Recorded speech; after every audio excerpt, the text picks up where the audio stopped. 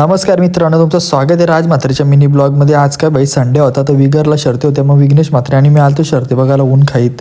पोचलो विगरच्या अड्ड्यात. भाई मैदानात सगळं बैल बांधलेलं ना, अड्डा त्या साईडला होता त्याच्यामुळे आम्ही इकडे मैदानानच होतो ना. पक्षा भाईला पण आपल्या इथंच बांधलेला. आमच्या गावातला विठ्ठल पण आलता आज अड्ड्यात आणि त्याची पण शरद जमलेली आणि नानाने घेतलेला पाणी करायला त्याला. इकडे बाई थायमानची आणि पक्षाची पण शरद जमलेली, ते पण सज्ज होतं शर्तीसाठी. लय डेंजर भूक लागलेली ना, घरच्यांना जेवण पण नव्हतं आलं तर इथं अंडापाव खाला नाही. भाऊसाहेब आपल्याला झोर घेतलेली दोघाही पण.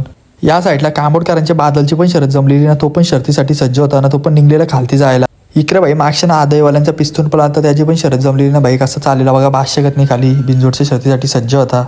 आज पण भाई पक्षाने आपल्या कारला काम गुलालाचा मानकरी झाला. मस्त टॉपची शरद बघायला भेटली आज पक्षाची आपली.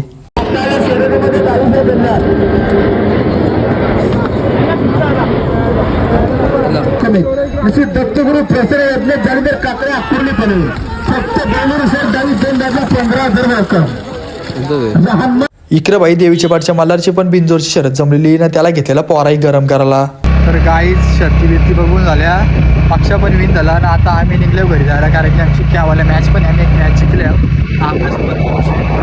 आणि जातो घरी जेवता बिवता ना, तसं डायरेक्ट मॅचला सुद्धा. तर तुम्हाला आजचा ब्लॉग कसा वाटला कमेंटमध्ये नक्की सांगा. पुढच्या ब्लॉगमध्ये